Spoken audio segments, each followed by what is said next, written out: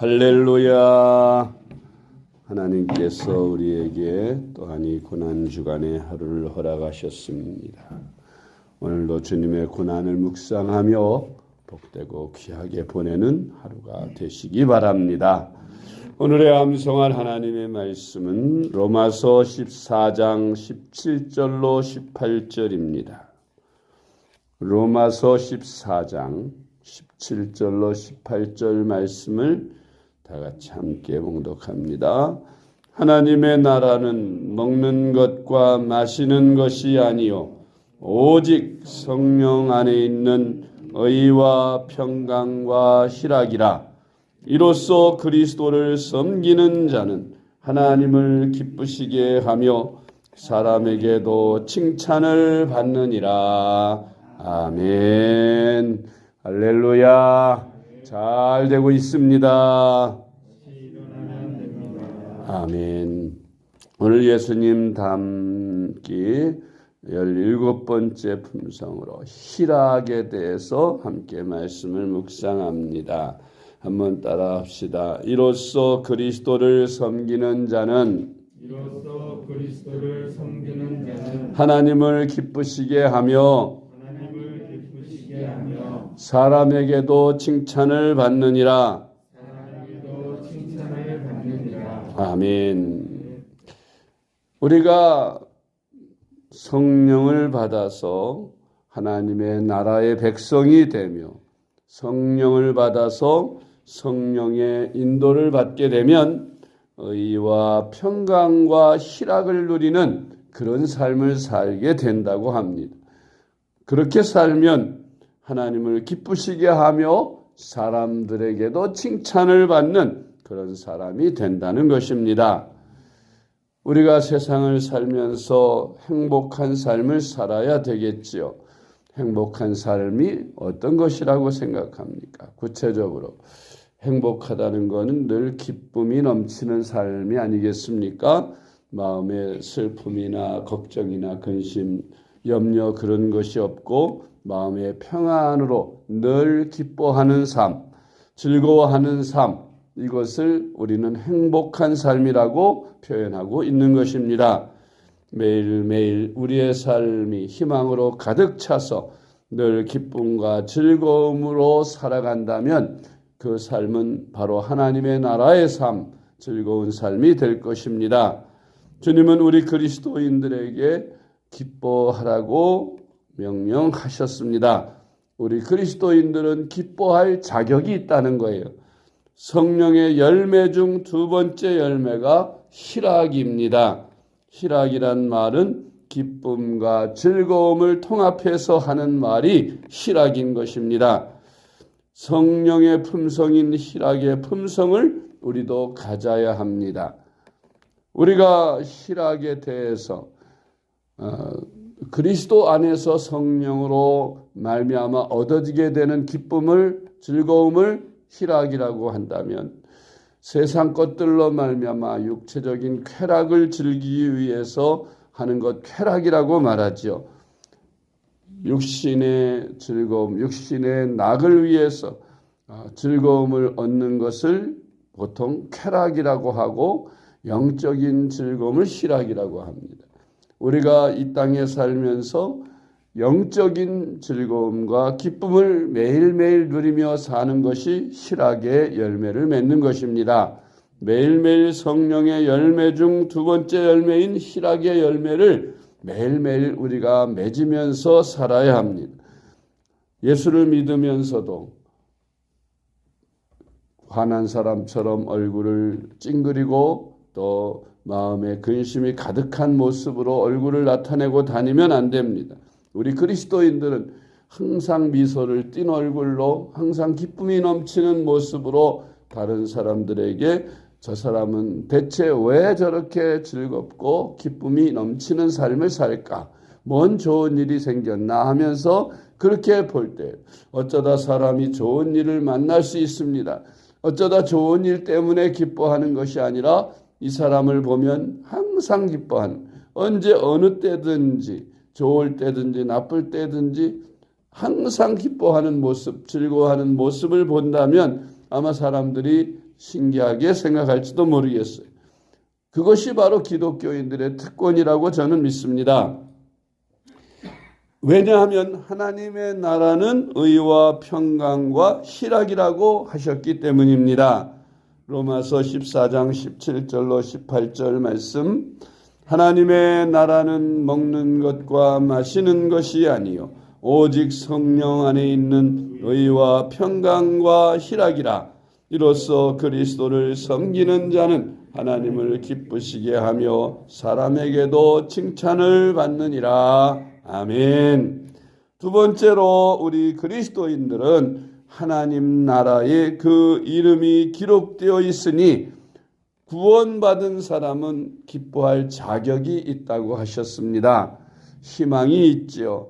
이제 지금 현재는 비록 힘들고 어렵고 환난 중에 있을지라도 장차 우리가 가야 할 하나님의 나라는 평안과 기쁨과 즐거움이 있는 그런 나라라면 지금 그것으로 인하여 마음에 기쁨이 있을 수 있는 것입니다. 그것을 희망이라고 하죠.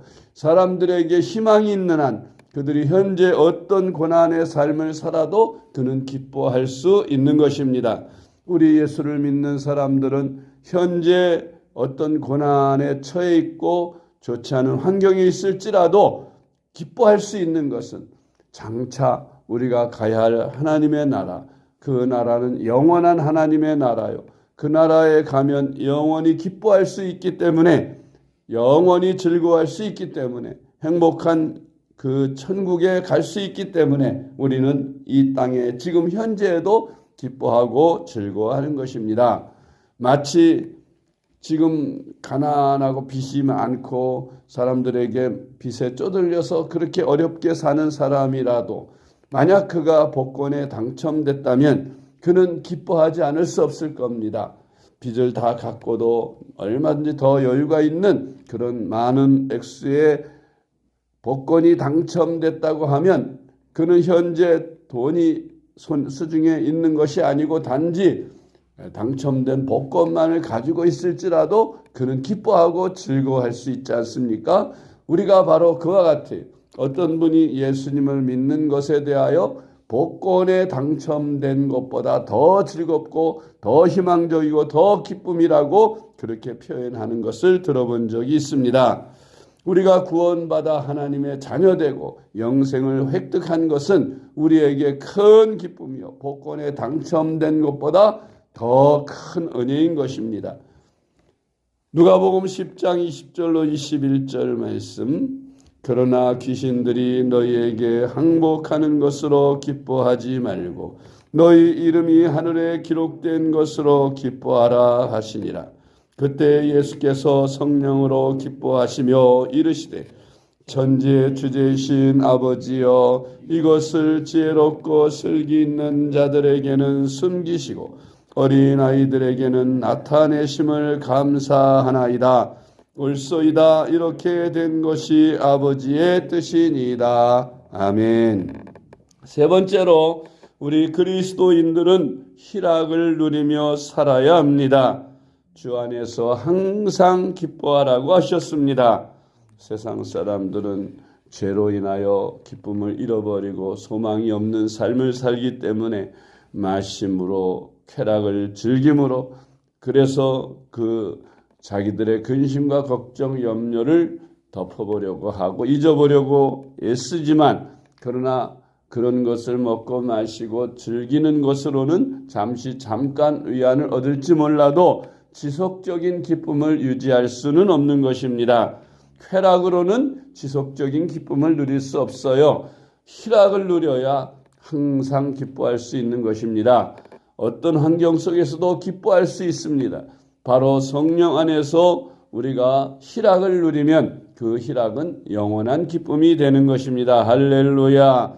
빌립보서 4장 4절 말씀, 주 안에서 항상 기뻐하라. 내가 다시 말하노니 기뻐하라. 아멘. 데살로니가 전서 5장 16절, 항상 기뻐하라. 아멘. 성경에서 기뻐하라는 말씀이 셀 수 없이 많이 있는 것을 우리가 성경을 통해 읽습니다. 그러므로 우리는 성경의 명령이요 주님의 명령이다 생각하시고 항상 기뻐하시기 바랍니다.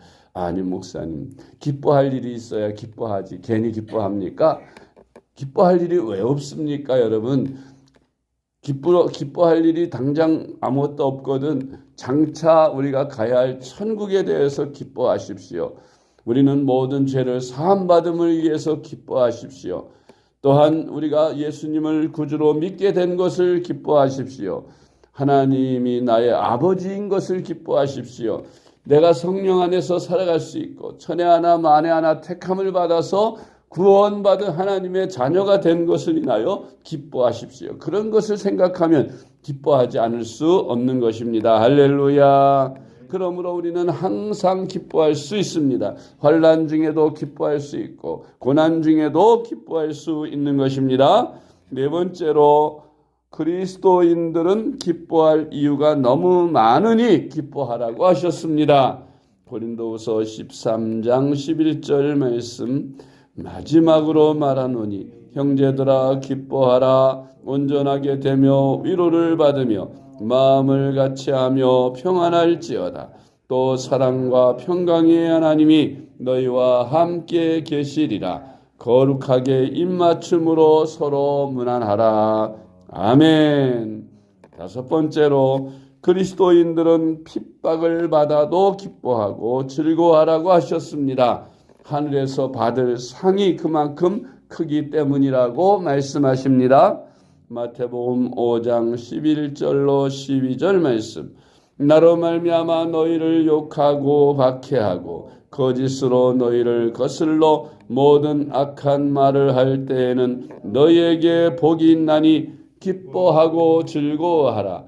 하늘에서 너희의 상이 큼이라. 너희 전에 있던 선지자들도 이같이 박해하였느니라. 아멘. 여섯 번째로 성령의 9가지 열매 중에 두 번째 열매가 희락입니다. 갈라디아서 5장 22절로 23절 말씀.